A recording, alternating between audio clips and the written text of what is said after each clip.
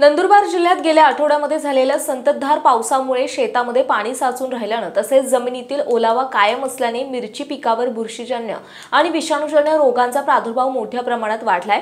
शेकडो हेक्टर मिरची उद्ध्वस्त झाली आहे, तर काही ठिकाणी शेतकऱ्यांनी मिरचीच्या क्षेत्रात शेळ्या सोडल्या आहेत, तर कृषी विभाग झालेल्या नुकसानीचे पंचनामे करण्यात तयार नसल्याचा आरोप शेतकऱ्यांनी केलाय। हे आहेत अर्जुन चौधरी। शहादा तालुक्यातील पाडळदा गावातील शेतकरी यांनी आपल्या 4 एकर क्षेत्रात लाखो रुपये खर्च करून मिरचीची लागवड केली होती। मिरची बहराला आली होती, मात्र गेल्या आठवड्यात झालेल्या संततधार पावसामुळे शेतात मातीतील ओलावा कायम असल्याने मिरचीवर बुरशीजन्य आणि विषाणूजन्य रोगांचा मोठ्या प्रमाणात प्रादुर्भाव झाला। 4 एकर क्षेत्रावरील मिरचीचे क्षेत्र उद्ध्वस्त झालं, टाकलेला पैसाही निघाला नसल्याची स्थिती आहे। चौधरी यांनी कृषी अधिकाऱ्यांकडे तक्रार केली, मात्र पंचनामा झालेला नाही। हताश झालेल्या चौधरी यांनी आपल्या शेतात शेळ्या मेंढ्या चरायला सोडल्यात। अर्जुन चौधरी हे फक्त एक उदाहरण आहेत।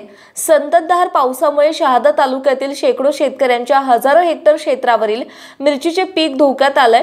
सरकारने मिरची उत्पादक शेतकऱ्यांना दिलासा द्यावा अशी मागणी आता मिरची उत्पादक शेतकरी करीत आहेत। नमस्कार, मी अर्जुन भगवान चौधरी पाडळदा। माझे चिखली शिवारात 74-2 या सर्वे नंबरमध्ये 4 एकर मिरची लावलेली आहे। ती मिरची लावायला मला 2.5 महिने झालेले आणि त्यासाठी मला कमीत कमी 2.25 ते 3 लाख रुपये खर्च आलेला आहे। मी हे सर्व कर्ज करून, हे डोक्यावर कर्ज करून माझी अपेक्षा होती। आज मिरची तोंडावर आलेली होती, मिरची तोडण्यावर आलेली होती, तरी आज एकही मिरचीची कामाची नाही आहे या ठिकाणी।